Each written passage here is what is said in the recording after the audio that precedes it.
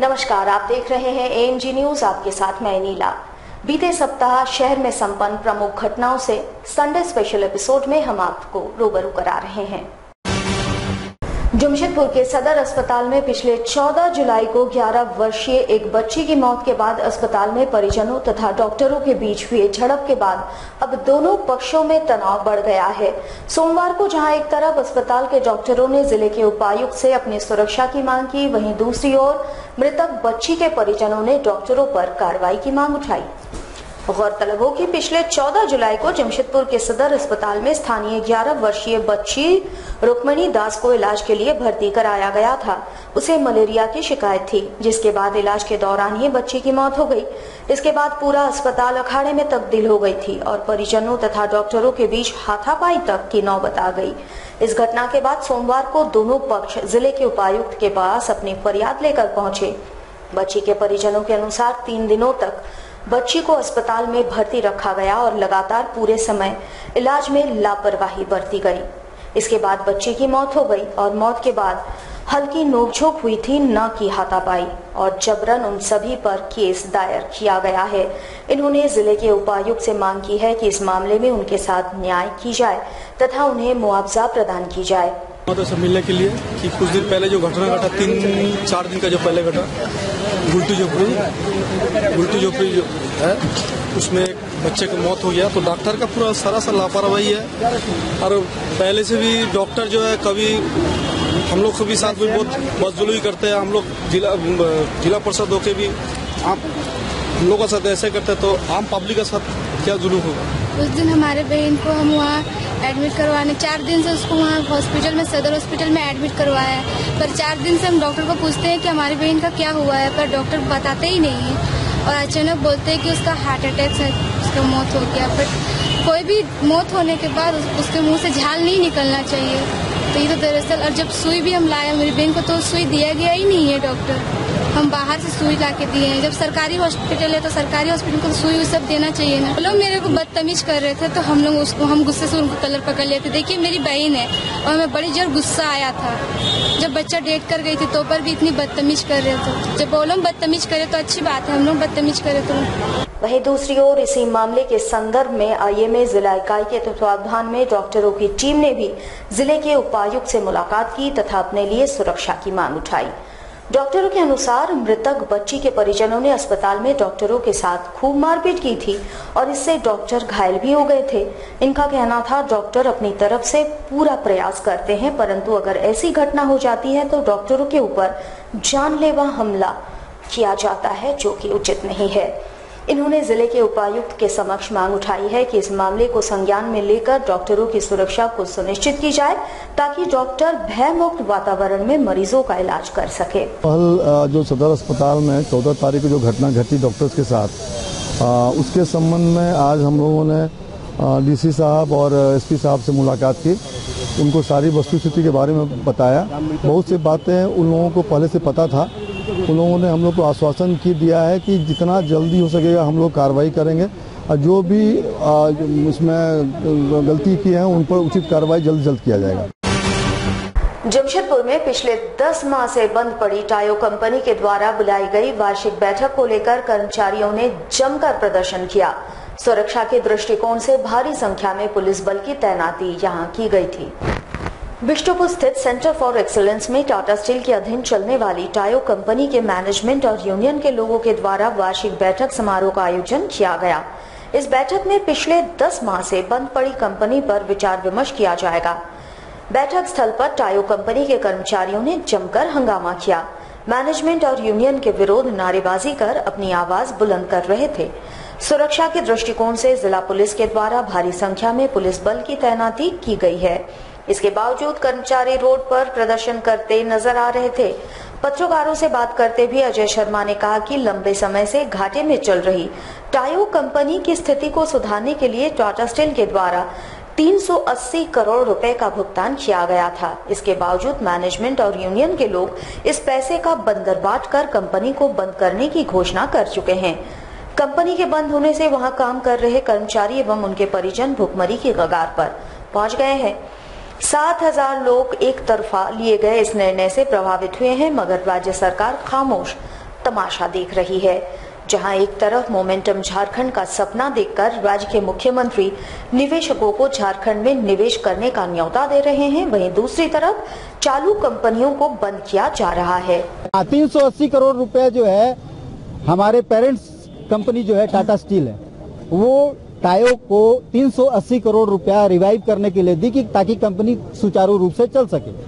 Company का net संपत्ति जो है 150 करोड़ का है, लेकिन 380 करोड़ रुपया जो कि ये लोग अपने ऑर्डर पे लिखा हुआ है, गवर्नमेंट ऑफ झारखंड के पास ये लोग क्लोजर के पास गए थे, क्लोजर के लिए गए थे, तो क्लोजर पे जो आदेश आया SKG Rahate chief secretary Jharkhand सरकार के लेबर और एम्प्लॉयमेंट ट्रेनिंग के हैं, उन्होंने ये आदेश दिया कि क्लोजर नहीं हो सकता, लेकिन उसके बावजूद भी ना कंपनी के पास गवर्नमेंट का स्टे ऑर्डर है, हाई कोर्ट का स्टे ऑर्डर है, ना ही किसी तरह का कोई आदेश प्राप्त है, लेकिन पिछले 10 महीने से हम लोगों को प्रताड़ित कर रही है प्रबंधन।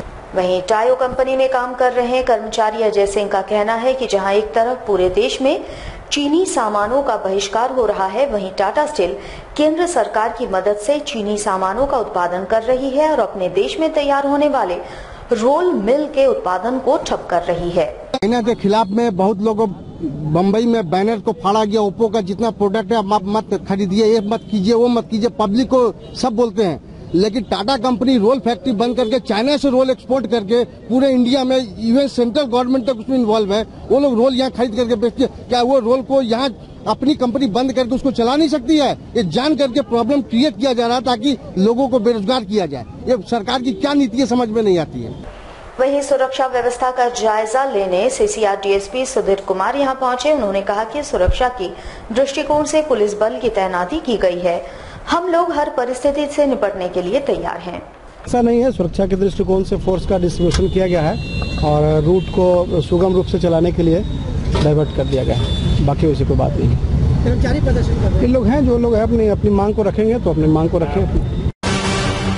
झारखंड सरकार के मानव संसाधन विकास विभाग के मंत्री डॉक्टर नीरा यादव जमशेदपुर के सर्किट हाउस पहुंची। इस दौरान नीरा यादव ने मीडिया से बातचीत में शिक्षा सचिव अनुराधा पटनायक पर तंज कसते हुए कहा कि झारखंड सरकार लापरवाह अफसर को वीआरएस देगी या फिर काम नहीं करने वाले अफसर अपना ट्रांसफर करा ले।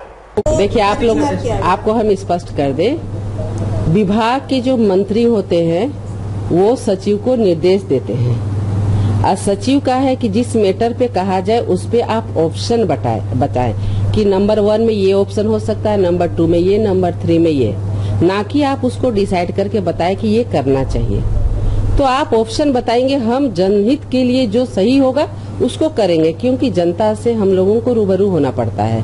हर एक दिन सवालों का जवाब जनता को हमें देना पड़ता है, तो इसलिए हमने निर्देश दिया। और बनने नहीं बनने का सरकार में है तो आपको काम करना होगा। हम तो ये कहेंगे कि जो अफसर काम करना नहीं चाहते हैं वो बोरिया बिस्तर बांध करके ट्रांसफर होके चले जाए। वहीं झारखंड में शिक्षकों की भारी कमी के सवाल का जवाब देते हुए मंत्री नीरा यादव ने कहा कि राज्य में 23,000 शिक्षकों की आवश्यकता है, जबकि सिर्फ अभी तक 2300 शिक्षक ही हैं। शिक्षकों की नियुक्ति प्रक्रिया में जो भी अड़चनें थी उसे दूर करने की पूरी कोशिश की गई है। बहुत जल्द हम शिक्षकों की कमी को दूर कर लेंगे। हाँ देखिए, हम इसको स्वीकार करते हैं कि शिक्षक नियुक्ति की प्रक्रिया जितनी तेजी से होनी चाहिए थी उतनी तेजी से अभी नहीं हो पा रही है और हमें लगता है कि हमें हाई स्कूलों में 23,000 के लगभग शिक्षकों की आवश्यकता है और उसके एवज में अभी मात्र 2300 के लगभग ही शिक्षक हमारे कार्यरत हैं। अब आप समझ सकते हैं कि 23,000 की आवश्यकता, उसको 2300 से हम कैसे पूरा कर पाएंगे। तो हमारे हाई स्कूलों में बहुत ज्यादा शिक्षकों की कमी है, लेकिन ये प्रक्रिया में है। हम ये विश्वास दिलाना चाहेंगे कि बहुत जल्द शिक्षक नियुक्ति की प्रक्रिया को कंप्लीट कर लिया जाएगा। कोल्हान के लिए महिला कॉलेज बनाने पर प्रयास किया गया, जिसकी स्वीकृति भी मिल गई है, तो सारे नियम के बारे में बात की गई और इसमें त्वरित गति से कार्य चल रही है। पहले जो सरकारी प्रक्रिया में टाइम लगती थी वो टाइम अब नहीं लग रही है और फाइल मूवमेंट में काफी तेजी आ गई है। कोशिश की जा रही सरकारी प्रक्रिया में पहले जो टाइम लगता था अब वो टाइम नहीं लग रहा है। अब फाइल इधर उधर घुमाने में हम लोग ज्यादा वक्त नहीं ले रहे हैं और आप देखे होंगे कि अभी तक के 2.5 साल के कार्यकाल में फाइल मूवमेंट में काफी तेजी आई है और निष्कर्ष पे हम पहुंचने जा रहे हैं। इसलिए आप लोगों को बहुत ज्यादा चिंता करने की आवश्यकता नहीं है। और आश्वासन भी हम नहीं देना चाहेंगे, कार्य करके दिखाएंगे। आज फिर प्रशासन ने आरआईटी बनता नगर से आवास बोर्ड की जमीन को अतिक्रमित कर घर बनाए लोगों का घर तोड़ने की कवायद शुरू की। इस दौरान अतिक्रमणकारियों ने प्रशासन का भारी विरोध किया, पर प्रशासनिक सख्ती के आगे उनकी एक न चली। आवास बोर्ड की जमीन को अतिक्रमित कर पिछले 36 सालों से रह रहे अतिक्रमणकारियों के खिलाफ प्रशासन ने आज फिर से मोर्चा खोल दिया। आरआईटी बनता नगर में प्रशासन का बुलडोजर चला। इस दौरान बस्तीवासी काफी उग्र हो गए तथा आवास बोर्ड के कार्यपालक अभियंता विनोद कुमार को इन्होंने बंधक बना लिया। पुलिस ने बल प्रयोग करते हुए अभियंता को मुक्त करा लिया। तो ये प्रशासन द्वारा हम लोगों को धोखा में रखा गया। उस दिन हम लोग हजारों की संख्या में आवास बोर्ड गए थे। कार्यपालक पदाधिकारी विनोद जी हम लोगों को आश्वासन दिए कि हम इतना ही आश्वासन दे सकते हैं आप लोग को कि बरसात में कम से कम आपका हम राहत देंगे। लेकिन आज सुबह एकाएक हम लोग जब थाना में फोर्स का जमावड़ा इत्यादि देखे, तब हम लोग को अंदाज लगा कि हम लोग के साथ धोखाधड़ी किया गया है। और जिस तरह से गुरिल्ला लड़ाई लड़ा जाता था अंग्रेजों के विरुद्ध में, आज प्रशासन, पुलिस प्रशासन अपना स्वेच्छा से, आज हम लोग को भी सूचना मिल रहा है, भाजपा की सरकार है चारों ओर, आज पुलिस प्रशासन अपना व्यक्तिगत हित साधने के लिए, भाजपा के बड़े बड़े नेताओं को अपना हित साधने के लिए पुलिस प्रशासन सिर्फ अपनी जिद पे अड़कर इस काम को कर रही है।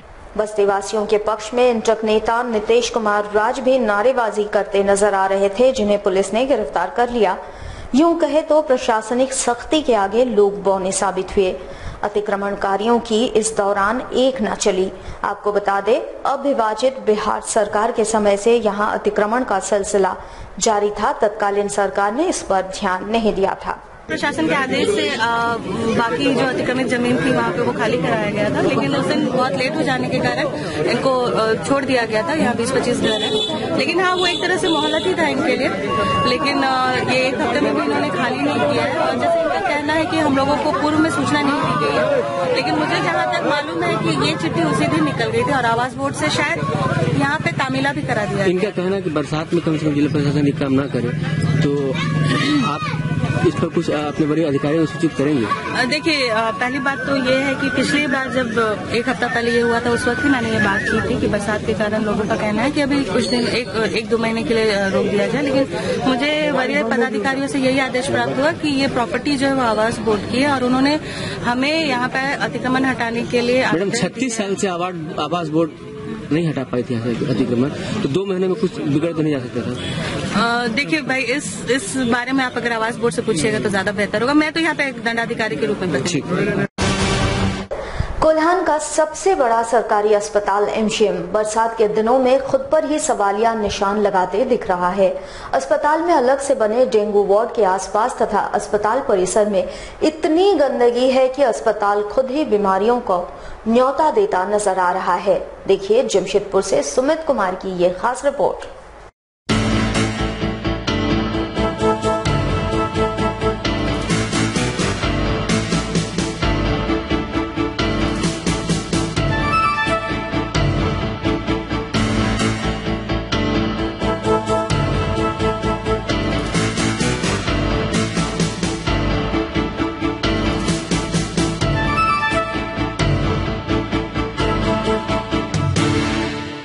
ये नजारा है जमशेदपुर स्थित कोल्हान के सबसे बड़े सरकारी अस्पताल एमजीएम का, जहां पूरे कोल्हान के लाखों मरीज अपने इलाज के लिए यहां पहुंचते हैं।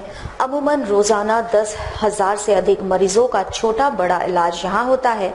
पर इस अस्पताल की एक खासियत है कि अस्पताल अपने लचर व्यवस्था के कारण हमेशा ही सुर्खियों में बने रहता है।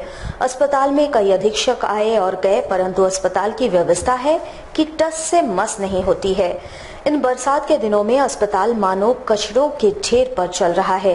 अस्पताल परिसर के आसपास इतनी गंदगी है कि अस्पताल खुद ही बीमारियों को न्योता देता नजर आ रहा है। यहाँ तक कि अस्पताल में इन दिनों अलग से बनाए गए डेंगू वार्ड के पास इतना कचरा भरा हुआ है कि जो भी इस वार्ड में भर्ती होगा वो स्वस्थ होने के बजाय और बीमार पड़ जाएगा। अभी तो बुखार आ रहा है, बुखार तो नहीं चाहता। डॉक्टर तो आज नहीं आया, कल आए थे और आज नहीं आया। तो सिस्टर हाँ टेस्ट तो हुआ है, चेकअप हुआ है, तो आज आएगा डॉक्टर, बोल रहा आएगा डॉक्टर। क्या बोला डॉक्टर, क्या हुआ? और तो मलेरिया बोल रहा है, मलेरिया और डेंगू हुआ है। स्टार्टिंग में सर बहुत दुख रहा था, कल शाम को ही एडमिट हुई। अभी कैसा इलाज कैसा है? इलाज में अभी 3 सलाइन चढ़ाया है और बुखार का ही दवाई दिया गया है। डॉक्टर समय से आ रहे हैं? अभी तक तो नहीं आया है। वहीं इस समस्या के बारे में जब अस्पताल के उपाधीक्षक से पूछा गया तो वो समस्या के समाधान पर बात नहीं करते हुए अपने अस्पताल की लचर व्यवस्था की बखान करने लगे। अस्पताल के उपाधीक्षक की माने तो अस्पताल में जो डेंगू वार्ड बनाया गया है उसमें लगभग 7 मरीजों को रखने की व्यवस्था है। वहीं उपाधीक्षक महोदय ने अस्पताल में फैले कचरे की जिम्मेवारी मरीजों तथा उनके परिजनों पर थोप दी और साथ ही साथ ये भी कह डाला कि कई जगहों से कचरे की सफाई की व्यवस्था ही नहीं है, जितना हो सकता है उतना सफाई यहाँ किया जाता है। यहाँ हमारे यहाँ बना हुआ है, उसमें हम एक साथ 10 पेशेंट को रखने के लिए व्यवस्था है और एक साफ सुथरा जो चाहिए सब कुछ वहाँ उपलब्ध है। अब सर्जिकल वार्ड में जाइए, 5-7 को मरीज है जो लावारिस है, वहाँ डस्टबिन रखा हुआ है, वो अपना खाता है, कुछ बिछाने पर गिराता है, कुछ वहाँ फेंकता है, वहाँ से जाकर ऐसे फेंका, उसमें कुछ गया, उसमें कुछ नहीं गया। ये बात भी हम सफाई कर्मियों को बराबर ध्यान में लाते हैं, उसको भी सफाई कराते हैं कि जहाँ पर भाई इतना साफ करते हो तो डस्टबिन के नजदीक जो कुछ गिरा हुआ है उसको भी थोड़ा ठीक ठाक है, वो लोग करता भी है। हाँ, वो तो वजह है कि आदमी देखिए मेडिकल वार्ड है, ऊपर से आदमी थूकता है, कागज फेंकता है, छिलका फेंकता है और वो जगह जहाँ फेंकता है उसको वहाँ से निकालने का कोई समुचित व्यवस्था नहीं है। बहरहाल ये दृश्य मरीजों को सोचने पर मजबूर कर देती है। क्या मरीज इस अस्पताल में स्वस्थ होने आते हैं या फिर बीमार होने? हमारे इस दृश्य को दिखाने के पीछे का मकसद केवल इतना है कि अस्पताल प्रबंधन गोलमोल बातों को छोड़कर स्वयं इस मामले को गंभीरता से लेकर इस पर उचित कार्रवाई करे ताकि इस अस्पताल के मरीज यहां से स्वस्थ होकर घर लौट सके। कोल्हान में डेंगू ने अपना पांव जमा लिया है। वैसे डेंगू के डंक ने किसी को भी नहीं छोड़ा है। हर अस्पताल, हेल्थ सेंटर में मरीजों की भीड़ बढ़ गई है। वैसे अचानक से ये स्थिति उत्पन्न नहीं हुई है। बरसात के मौसम में डेंगू, चिकनगुनिया, जापानी बुखार तो अब यहाँ आम बात सी हो गई है। बावजूद इसके स्वास्थ्य विभाग की तैयारी नाकाफी थी। आनन फानन में स्वास्थ्य विभाग की ओर से एंटी लार्वा दवा का छिड़काव इन दिनों शुरू की गई है, मगर ये तो वही बात हुई ना, प्यास लगी तो कुआं खोदो। आखिर सरकारी तंत्र क्यों इतना लापरवाही बरतती है? जब तक कोई बीमारी महामारी का रूप न ले ले, क्यों हाथ पर हाथ धरे बैठी रहती है? वैसे डेंगू ने पूरे कोल्हान में महामारी का रूप ले लिया है। खासकर सरायकेला जिले के आदितपुर और गमरिया में हर दिन एक रोगी में डेंगू के लक्षण मिल रहे हैं। वैसे अब जाकर स्वास्थ्य विभाग जागा है और 50 सदस्यीय टीम का गठन कर जागरूकता अभियान और एंटी लार्वा दवा का छिड़काव में तेजी लाने की बात कह रही है। वैसे आदितपुर नगर निगम क्षेत्र की स्थिति देखकर आप सोचने पर विवश हो जाएंगे कि आखिर इंसान यहाँ जिंदा कैसे रहता है। आखिर नगर निगम क्यों इतना विवश हो गई है? क्षेत्र की गंदगी को साफ करना भी इनके वश की बात नहीं है। विभाग के पास संसाधन की कमी नहीं है, लेकिन फॉगिंग मशीन में जंग लग चुका है। जमशेदपुर में जुस्को की व्यवस्था होने से गैर कंपनी क्षेत्रों के लोग ज्यादा प्रभावित हो रहे हैं। वहीं गंदगी पर अब नगर निगम के किसी भी अधिकारी के पास कोई जवाब नहीं बचा है। वैसे भी अब लाख साफ सफाई हो जाए, क्षेत्र के लोगों को तो बीमार करने में नगर निगम ने महत्वपूर्ण भूमिका बखूबी निभा दी है। वैसे डेंगू जांच किट समय पर उपलब्ध नहीं होने के कारण भी मरीजों की जांच में परेशानी हो रही है। डेंगू का प्रकोप अर्बन क्षेत्र में ज्यादा हो रहा है।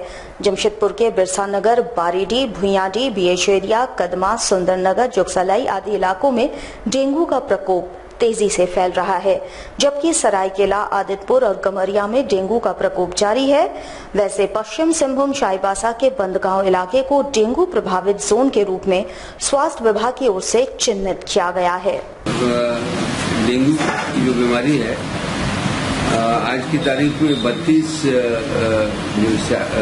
डेंगू केसेस यहाँ पर पॉजिटिव हुए हैं जमशेदपुर में, सिंहभूम जिला में, और 10 सरायकेला के हैं और 1 चाईबासा वेस्ट सिंहभूम। अपने जिला में 200 मतलब सिंहभूम ईस्ट में 214 केसेस पूरा तीनों जिला मिला? ज्यादातर अर्बन एरिया से केसेस है, एक केस खाली रूरल एरिया से आया है, जिसका कि हम गोलमरी ब्लॉक से पिपला जो जगह है वहां से। बाकी जो मैक्सिमम जो केसेस है, पहला केस बिरसा नगर से शुरू हुआ था, लेकिन मैक्सिमम केसेस इस बार बारिडी और ईगो के बारिडी के क्षेत्र में ज्यादा केसेस आ रहे हैं। बुइयाडी जो पिछले साल एक वो बना हुआ था। दूसरा है कि कदमा के एरिया में, बीच एरिया कदमा और इस तरह के जगह पे ज्यादा केसेस मिल रहे हैं। मानगो में कम केसेस हैं। सरायकेला जिला में? सरायकेला जिला में मैक्सिमम जो केसेस है वो आदितपुर और गमरिया के वो एक हब बना हुआ था, उसको देखना है क्योंकि बहुत पॉपुलर है। चावलसा में बनगांव नाम का एक ब्लॉक है जहां पर ये केस देखने को पाया गया, रूरल एरिया है।